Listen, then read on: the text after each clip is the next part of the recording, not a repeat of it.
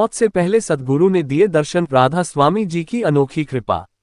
भूमिका। ये कहानी एक ऐसे भक्त की है जो जीवन भर भक्ति में लीन रहा, लेकिन अंतिम समय में उसे सद्गुरु के प्रत्यक्ष दर्शन हुए और फिर जो हुआ वह चमत्कारी था।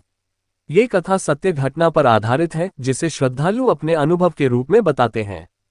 पहला अध्याय, प्रारंभिक जीवन और भक्ति का मार्ग। राजेश एक साधारण किसान था, लेकिन उसका हृदय भक्ति में डूबा रहता था। उसके परिवार में कई पीढ़ियों से राधा स्वामी सत्संग से गहरी श्रद्धा थी। उसका जीवन कठिनाइयों से भरा था, लेकिन उसने हर परिस्थिति में अपने सद्गुरु का सहारा लिया।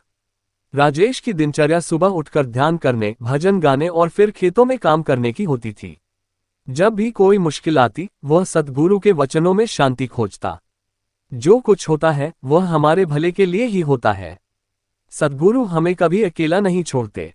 इन वचनों को याद करके वह अपने जीवन के हर संघर्ष को सहजता से सह लेता था। दूसरा अध्याय, परीक्षा की घड़ी। राजेश की उम्र 60 पार कर चुकी थी। धीरे धीरे उसकी सेहत कमजोर होने लगी। डॉक्टरों ने बताया कि उसे गंभीर बीमारी है और अब ज्यादा समय नहीं बचा। राजेश के परिवार को ये सुनकर बहुत दुख हुआ, लेकिन उसने खुद को पूर्ण रूप से प्रभु के चरणों में समर्पित कर दिया। जो दिन लिखे हैं वे तो पूरे होंगे ही, फिर चिंता क्यों करना। उसकी यह शांति और भक्ति देखकर उसके घरवाले भी हैरान थे। तीसरा अध्याय, सद्गुरु का आशीर्वाद। एक दिन जब उसकी स्थिति बहुत गंभीर हो गई तो घरवाले उसे राधा स्वामी सत्संग व्यास ले जाने की तैयारी करने लगे। लेकिन रास्ते में ही उसकी तबीयत और बिगड़ गई। उसे एक कमरे में लिटाया गया। परिवार के सदस्य रोने लगे, लेकिन राजेश के चेहरे पर गहरी शांति थी। तभी अचानक उसने धीरे से कहा, सद्गुरु आ गए। देखो, वे आ गए।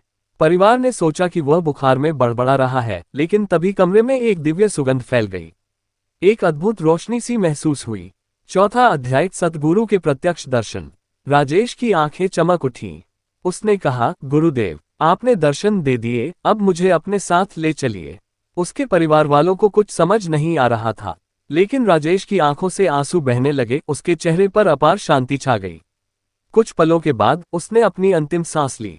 जैसे ही उसने प्राण त्यागे, घर में मौजूद लोगों ने महसूस किया कि कमरे में दिव्य ऊर्जा थी।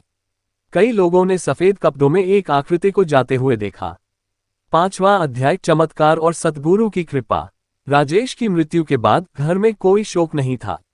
उसके परिवार को ऐसा लग रहा था कि वह कहीं नहीं गया, बल्कि किसी सुंदर यात्रा पर निकला है।